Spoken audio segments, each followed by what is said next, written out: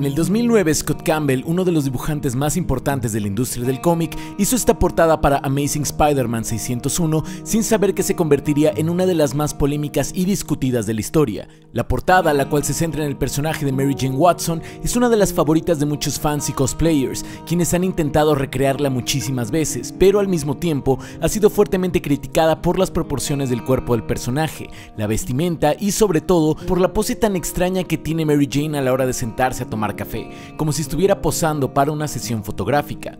Esto también ha hecho que muchas personas intenten rediseñar o, en sus palabras, corregir esta portada. El caso más famoso de esto viene de un usuario de Tumblr del 2020, quien realizó esta llamada corrección de la portada de Campbell, en la que cambia las proporciones de los brazos, la cintura y la postura de Mary Jane. Lo sorprendente de este caso en particular es que el propio Campbell, claramente molesto con la situación, respondió a este rediseño públicamente, haciendo notar los errores en él. Digamos que hizo una corrección de la corrección. En su texto él menciona: "Me dejé guiar por la premisa de que el escote, los pechos grandes y las ombligueras son inherentemente incorrectas", lo cual nos habla de que Campbell cree que hay una postura moralista aquí. ¿Es correcto o no lo es que veamos a mujeres sexualizadas en los cómics? Y si no es correcto, ¿por qué no se dice nada de los personajes masculinos? El tema es muy interesante y mucho más complejo de lo que muchas personas creen, pero el día de hoy vamos a analizarlo a fondo. Mi nombre es Go, el Monitor Geek, y el día de hoy vamos a hablar de la sexualización de las mujeres en los cómics.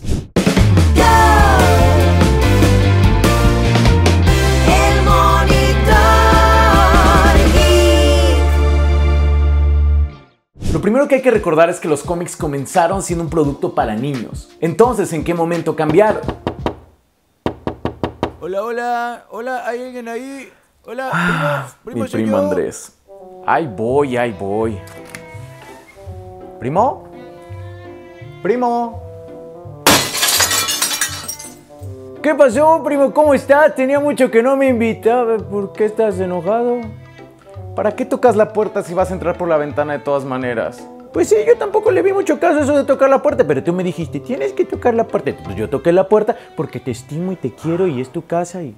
A mediados de los 80, la industria del cómic tuvo un cambio drástico. Por un lado, cada vez menos niños compraban ejemplares en los puestos de revistas, pero al mismo tiempo, un grupo pequeño de tiendas especializadas en la venta del cómic comenzaron a abrir sus puertas. Estos nuevos negocios tenían una clientela de mayor edad, de adolescentes a adultos, quienes tenían más dinero para gastar y conocían a la perfección quiénes eran los escritores y los artistas de estos cómics que consumían, algo que antes no pasaba. Aquí fue cuando nació el fan de cómics moderno.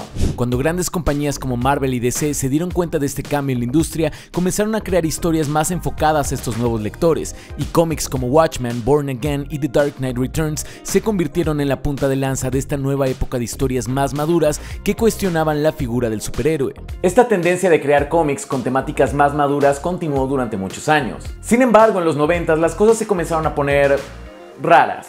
A diferencia de esta primera época de novelas gráficas, muchas de las historias publicadas en los 90s abandonaron las temáticas narrativas interesantes y simplemente presentaban elementos visuales edgys para dar la impresión de que se trataba de una lectura más madura de lo que en realidad era. Entre estos elementos encontramos el uso excesivo de armaduras y cinturones, el cabello largo de los personajes y, sobre todo, la presentación de superheroínas con atuendos hipersexualizados, como el bikini con escote en forma de número 4 de su Storm o el traje de Moon Dragon, el cual se hacía cada vez más pequeño. Es como si en esta época hubieran tomado la salida fácil de lo que significaba una lectura más madura. Me olvido de las tramas interesantes y pongo a mujeres en lencería para simular que se trata de un cómic maduro. Lo tengo. Pero así es el arte, primo. Nos presenta la belleza del cuerpo humano. En esos paneles podemos admirar la belleza de las mujeres. Lo que nos pidan podemos. Si no podemos, no existe. Y si no existe, lo inventamos por ustedes, mujeres. ¿Qué, no eras rockero, primo?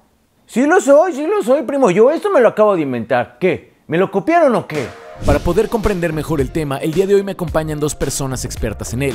Mi amiga Salarey, quien es ilustradora digital, historiadora de arte y estudió con el mismísimo Artgerm, y mi amigo Rulo Valdés, quien ha colaborado con Marvel dibujando Spider-Man, con DC en la antología de Batman El Mundo y en el proyecto del cómic de Canek Jr. La diferencia entre piezas de arte relativamente antiguas y lo que vemos más recientemente era la intencionalidad.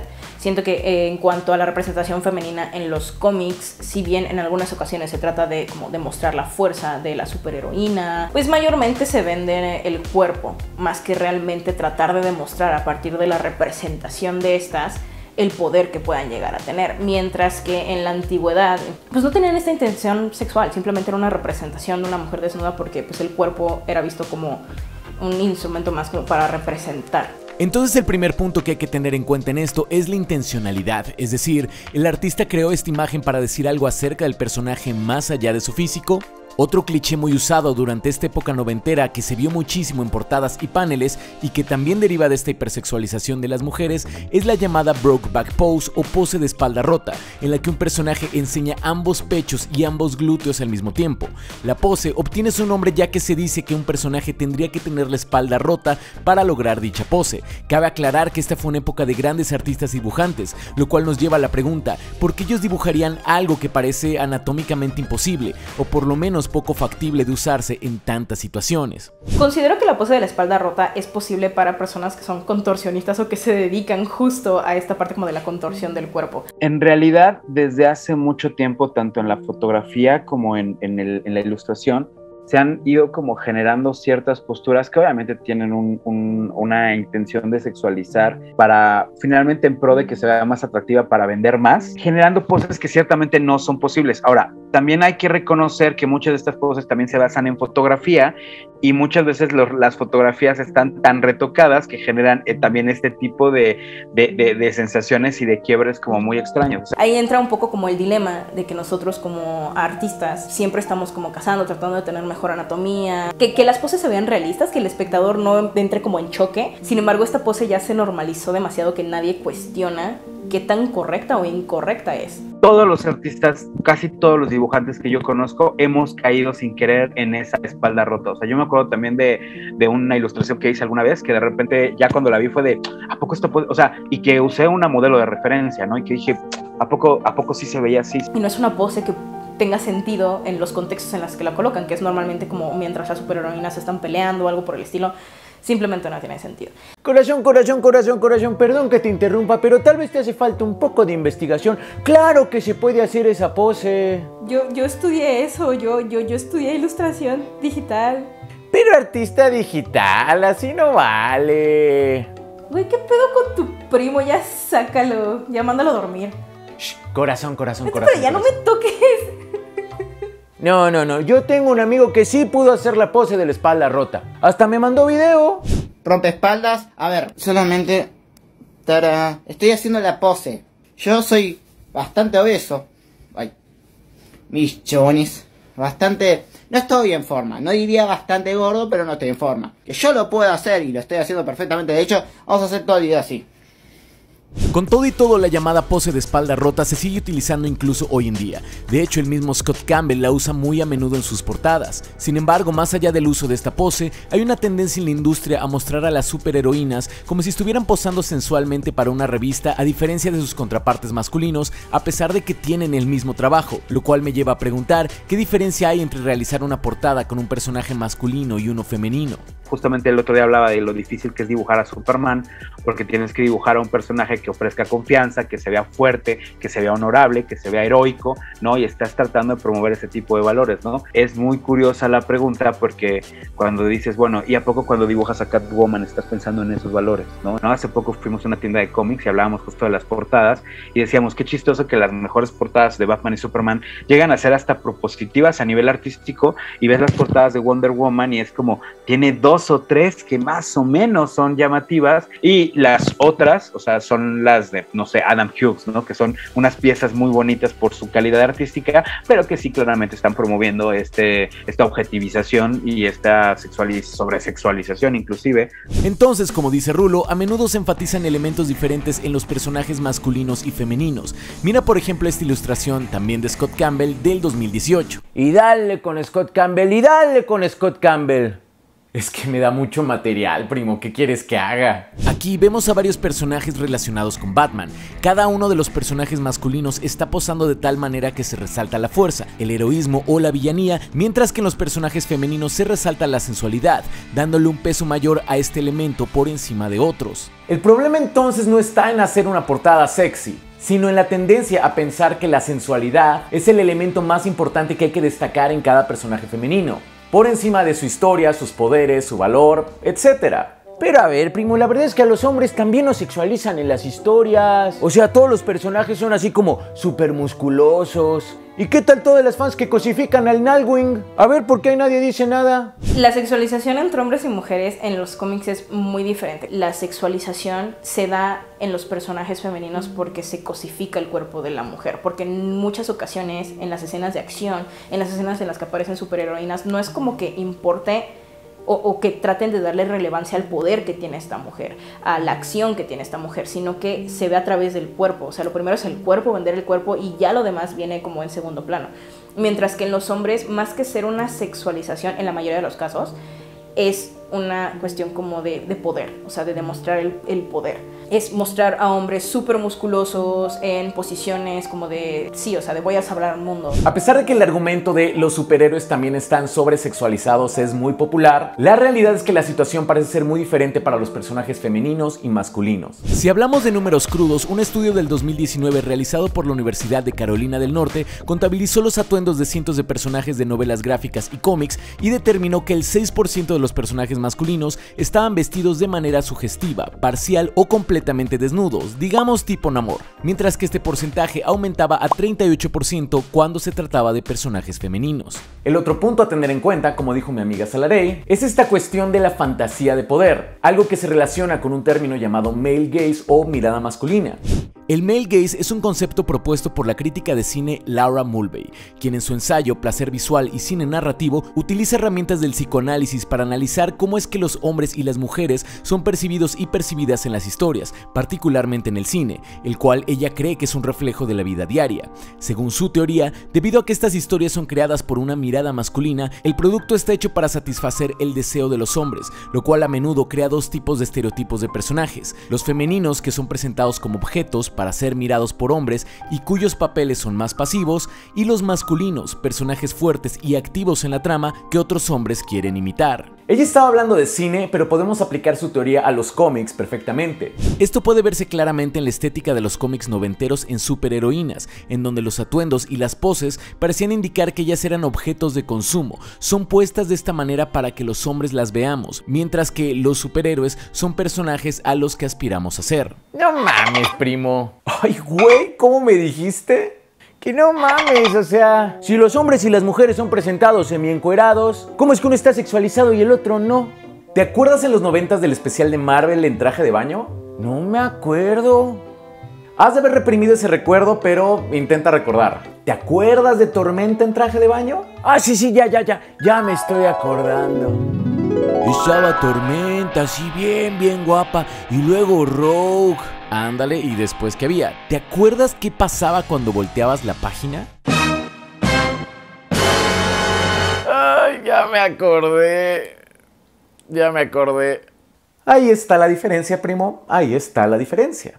La Marvel Swimsuit Edition es de esas raras ocasiones en las que podemos ver a superhéroes masculinos cosificados y mostrados como objeto de consumo. Si te fijas, la diferencia entre las imágenes es obvia cuando las pones lado a lado. De hecho, hay una página buenísima llamada The Hawkeye Initiative que sube imágenes hechas por fans en las que los personajes masculinos posan como regularmente lo harían los femeninos. Está buenísima y sirve muy bien para notar estas diferencias. Pues mira, la neta sí me gusta ver a la superheroína sexy. ¿Y qué? ¿Está mal o qué? Realmente no, creo que lo que está mal es que únicamente se enfatiza el rasgo sexual de un personaje sin tomar en cuenta todo lo demás. Ahí es cuando ya se está cosificando y ahí es cuando presenta un problema, pero afortunadamente hay muchos artistas que hacen excelentes imágenes de personajes femeninos.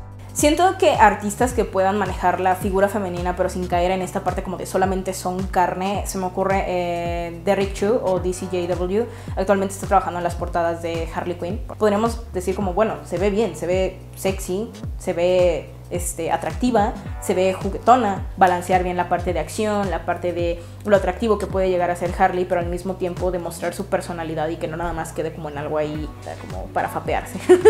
O sea, la belleza no está peleada con la fuerza. O sea, She-Hulk creo que tiene unas portadas muy interesantes donde ella se ve bastante atractiva, pero también se ve bastante fuerte. Wonder Woman es un perfecto ejemplo. O sea, por ejemplo, a mí se me hace súper bonita la que dibuja, por ejemplo, Darwin Cook, que es como bastante fuerte, bastante valquiria, pero también conserva como ciertos dejos que hacen que estéticamente se vea muy atractiva, ¿no? Inclusive, por ejemplo, como la dibuja Alex Ross, por ejemplo, también creo que es muy heroica, no es tan sexualizada, y creo que se ve bastante interesante. También siento que Artgerm en algunas de sus portadas logra como mezclar bastante bien la personalidad del personaje. Las de Supergirl también es su personaje favorito de DC, entonces se nota como el amor que le pone, no nada más como cayendo en esta parte de voy a vender el cuerpo, voy a vender que nada más es bonita, sino que se nota y tienen una historia normalmente sus portadas.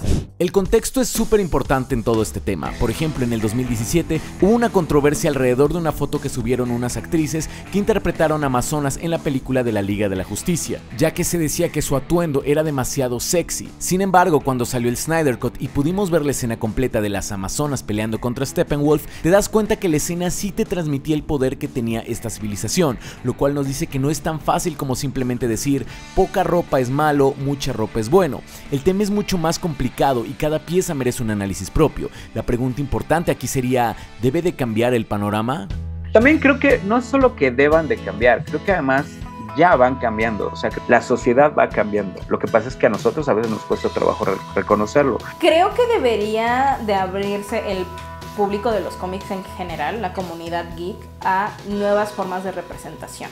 Pues yo también estoy tratando como de, pues cuando me toca dibujar un personaje femenino, pues pensar un poco en algo que enorgullezca, no sé, pensar más en mi hija. Cada vez hay más mujeres y cada vez hay más miembros de la comunidad que están adentrándose al mundo de los cómics, entonces obviamente van a pedir cosas que no necesariamente sean solo como mujeres, como un objeto sexualizado.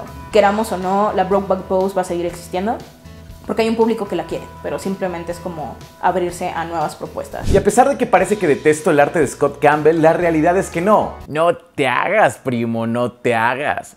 Shh, cállate. La verdad es que yo le tengo un gran respeto porque es uno de los pilares de la industria. Sin embargo, siento que su tipo de dibujo es producto de una época muy específica y replicar este tipo de clichés en un contexto moderno, con la información que tenemos hoy en día, no tiene sentido. No se trata de censurar lo que ya fue, se trata de poner el tema de conversación en la mesa para proponer alternativas diferentes, porque sí las hay.